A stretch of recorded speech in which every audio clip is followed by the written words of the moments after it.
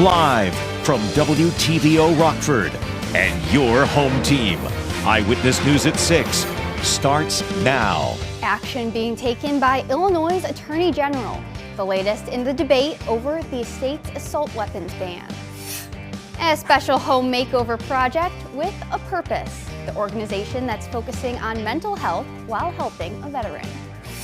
And a Vietnam veteran receives the honor of a lifetime.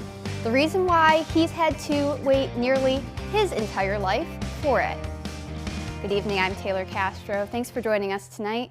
A Rockford man is fighting for his life after getting stabbed Saturday afternoon. It happened at the 2400 block of Auburn Street around 3:30 p.m. Rockford police say an adult man received life-threatening injuries from the stabbing. There's no word on a suspect or a motive.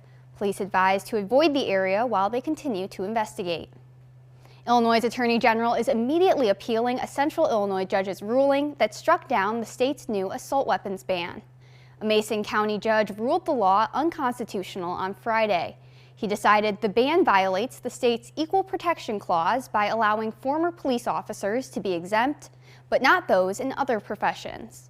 Governor Pritzker signed the ban into law following the Highland Park 4th of July mass shooting. A spokesperson for the governor says he's confident the ban will be upheld. Abortion advocates in Chicago speak out against a decision by Walgreens not to sell an abortion pill in 20 conservative GOP-led states. Attorneys generals of those states warned both Walgreens and CVS the AGs would sue if the companies sell abortion pills by mail in those states. Protesters say Walgreens' recent decision is another step in the ongoing war against women's rights. It is just really unconscionable that they have to put women through this. This is just blatant capitulation on the part of Walgreens. Mifepristone has been used safely, 98% effectiveness, for more than 20 years. Walgreens does not sell the drug, but is going through certification with the FDA to sell it where it is legal. Project 4114 is rehabbing a home for a purpose. Today, our Nikel Delgado was there for Phase 1, cleaning out the house. Nikel. That's right, Taylor. Marshmallow Hope collaborated with Winnebago County Trustee Program to create Project 4114. The founder tells me this project started months after her and her son went on a mission trip. Just watching him build this house, being on top of the roof, putting shingles down, I really saw how empowering that was for him and his own mental health. And that was like the point where, you know, it was put in my heart, like, we need to do this with the Marshmallows Hope kids. Project 4114 is an honorary project in memory of Zachary Burkholtz and Caden Fritz, both whose lives were lost to suicide. Rehabbing this house will aid in participants' mental health while mitigating suicide risk factors and house a local veteran.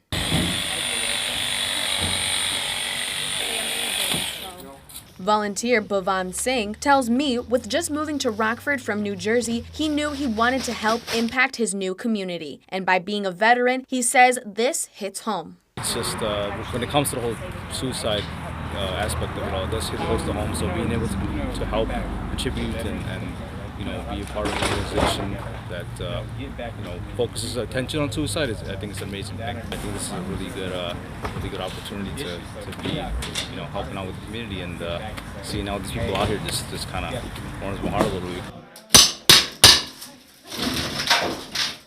Volunteers will be gutting out the house, ripping it down to the studs, and redoing the floor plan. The goal is to have the house done by Veterans Day and turn over the keys to a local veteran in need. I did some work in the construction end as well, so just seeing this as a project that we've worked on before in the past. Bhavan and Laura hopes others help in contributing growth to Rockford. And it's also empowering the community and uplifting the community, not just in the serving aspect of it, but like in the, you know, instead of having an empty, abandoned eyesore, now we're going to have somebody that's, you know, living in the home.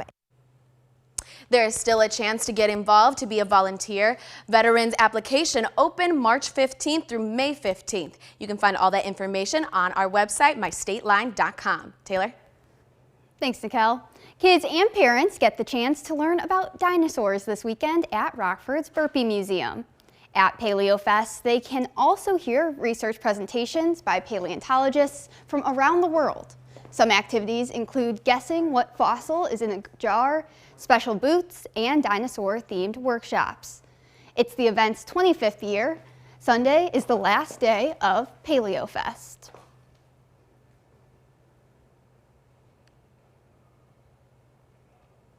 Two northwest suburbs are voicing concerns about the traffic that will come with an NFL stadium in Arlington Heights.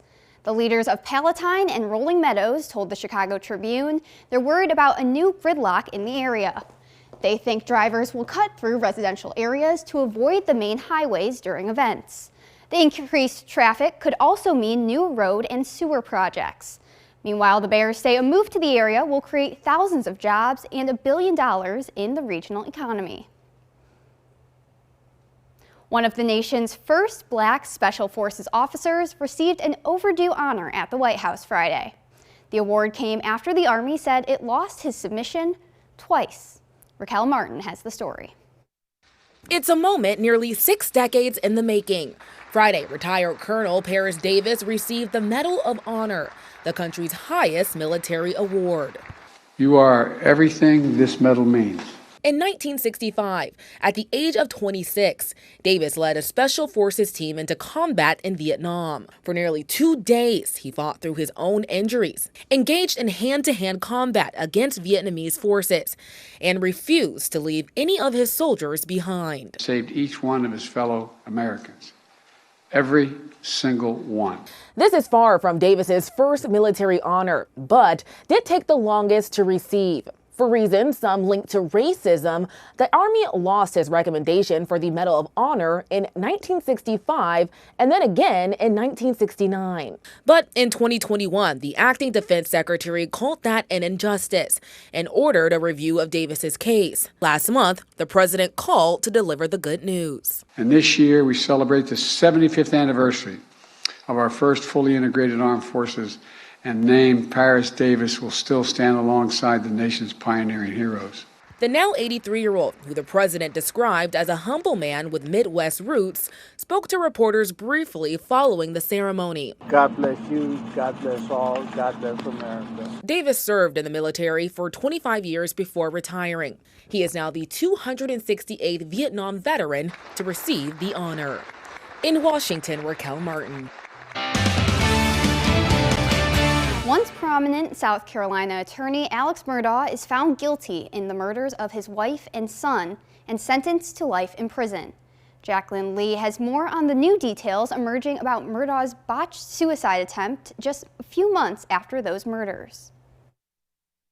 Disgraced former South Carolina attorney Alex Murdoch now behind bars after being convicted in the murders of his wife and youngest son. In the murder of your wife, Maggie Murdaugh, I sentence you for a term of the rest of your natural life. For the murder of Paul Murdaugh, I sentence you to prison for murdering him for the rest of your natural life. Murdoch, in court for sentencing on Friday, still maintains his innocence. I'm innocent. I would never hurt my wife Maggie, and I would never hurt my son Pawpaw. One of the jurors, speaking exclusively to ABC, says a key piece of evidence was the video placing Murdoch at the scene of the murders. He was there at the dog kennel video, which was right before the murders, or right before all the activity on the phones went off. During his testimony, Murdoch admitted that he lied when he said he wasn't at the crime scene in the moments before the murders, acknowledging it was his voice in the video. As Murdoch begins his sentence, new details are emerging about his botched suicide attempt in September of 2021. Curtis Eddie Smith, a former client of Murdoch, is charged with assault and battery of a high aggravated nature, pointing and presenting a firearm, insurance fraud, conspiracy to commit insurance fraud, and assisted suicide. He said, "I need you to kill me." I said, "Yeah, that ain't happening." I figured I was going to try to scare some sense into him. And I shot the gun up in the air, so I know he didn't get shot because I didn't shoot him. He says there was never any mention of a plan for Buster, Murdoch's remaining son, to collect any insurance money. Smith has not yet entered a plea. Now, your first warned weather forecast from meteorologist Jordan Wolf. Remnants of the outgoing system that brought us all of the snow, or at least to the snow to the south during the day yesterday, continuing to move off to the northeast. That continuing to work its way out of the area, and we actually saw a little bit of a break from active weather, but another system working its way closer to the area is bringing some of those lighter rain showers to the area here during the day today. We did get a little bit of a break from those, but we still see some of those light sprinkles working their way through the area, and then behind that we're actually going to get some clearing. That clearing will allow our temperatures to fall back a little bit quicker into the night tonight. We see some of that clearing trying to work its way in. Our SkyTrack camera in Rochelle, that clearing will allow those temperatures to fall back just a little bit quicker into the night tonight. Earlier into the afternoon, we actually made it up into the upper 40s for many of us. 49 in Rockford, 46 in Rochelle, 47 DeKalb, 46 in Janesville. Those temperatures now have fallen back a little bit quicker. We are back down into the low 40s and upper 30s for many of us. 40 degrees now in Rockford, 39 Rochelle, 38 DeKalb, 38 in Monroe, and 39 up in Janesville. Those temperatures will continue to fall back just a little bit quicker into the rest of the night tonight. Checking in with a couple of our weather watchers here. Terry in Genoa reporting a temperature of 39. Also a 1/10 of an inch of precipitation from the lighter rain showers that we had earlier today. Also for Jim, 5/100ths of an inch of precipitation on the southwest side of Rockford, a temperature of 42 degrees. And then Mike just north of Foreston reporting a temperature of 41 and also a 1/10 of an inch of precipitation from some of those lighter rain showers that we had earlier today. That clearing though continuing to work its way in, allowing temperatures to fall back a little bit quicker, down to 27 degrees for that overnight low, and then clouds increasing by the time we get into the very early part of tomorrow morning and into the afternoon as well. Temperatures tomorrow, though, get pretty close to where we were today, back into the 40s for that afternoon high, 47 degrees, a couple spots even close to 50 degrees possible. A little bit breezier, though, as we get later into the evening, as chances for rain work their way in late into the night as well. So we go with futurecast here. We see some of that clearing at the moment, allowing temperatures back into the upper 20s, into the 40s for the day tomorrow. Precipitation chances starting to work their way in tomorrow evening. Initially to the north could fall as some wintry mix, as temperatures at the surface will be in the 30s a little bit further to the north. However, some spots that stick in the 40s probably will see anything falling will fall as rain as opposed to wintry mix. We get that increase in coverage, though, later into the evening, including some chances for isolated rumbles of thunder because there's just enough forcing in the atmosphere to allow some of that to work its way in. Isolated rumbles of thunder remain possible through the early part of Monday morning before we eventually start to cool down and dry out for the middle of the week. Temperatures in the meantime into the 40s and then into the 50s for Monday, but very quickly cooling back down, back to normal and then below normal by the end of the week. That's where we look at before we get to the end of the week. Still 40s and 50s possible for the next couple of days, but then back to normal and even below normal for the end of the week with a couple chances for snow by next weekend. Now sports with sports director Scott Leber. Well, to be the best in the state, you have to beat the best. That was the task at hand today. Normal for the Byron Lady Tigers. They were matched up against a talented Breese Mater Dei team in the Class 2A state championship game. Here come the Lady Tigers looking for the school's third state championship in girls basketball, and a large throng of Byron fans were on hand for this one. And it quickly became apparent that Mater Dei's 6'5" sophomore Alyssa Kirkenmeyer was going to be a problem. She gets a blocked shot there. Then on the offensive end, she'll get an easy lay-in. Ella Grunstrom on the cut. A senior gets a basket for the Byron Tigers. But back comes Amelia Beer for the Lady Knights. She's just a freshman. She's pretty amazing, too. Ava Colchin will answer with her patented spin move for the left-handed lay-in. The Byron Tiger football team was pretty hyped about that. Great turnout by them. But the Lady Knights, they just kept dumping it inside to Kirkenmeyer. She had 16 points in the first half.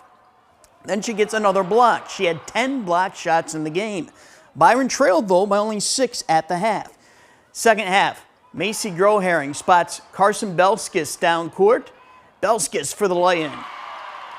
Colchin's going to come back, and she'll take it to the basket and score. She had 12 points in the game. Groharing will curl off the baseline. She knocks down a three-pointer. She led Byron in scoring with 14 points. But again, Kirkenmeyer will use her size for an offensive rebound and basket. She finished with 23 points and 14 rebounds to go with those 10 block shots. Breese Mater Dei won 62-46. Byron takes home the second place trophy.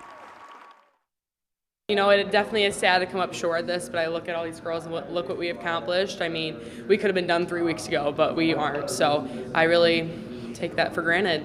At the end of the day, whether we got first or second, I'm just so proud of our team. We left it all out there on the court, and I couldn't ask for anything better playing with these teammates over the last few years. I'm just so proud of us. I'm definitely going to miss these games and this with all of them, but we've grown so much on the court, but it's not always about that. We've grown so much off the court. I give our kids credit for not quitting. There was a lot of tears in that timeout with about 5 minutes to go, because we told them, you know, this is your last 3 minutes, and then we're subbing, and let's see what you can do. And they almost pulled it off there for a second, but Breeze was a good team, and they're the better team today.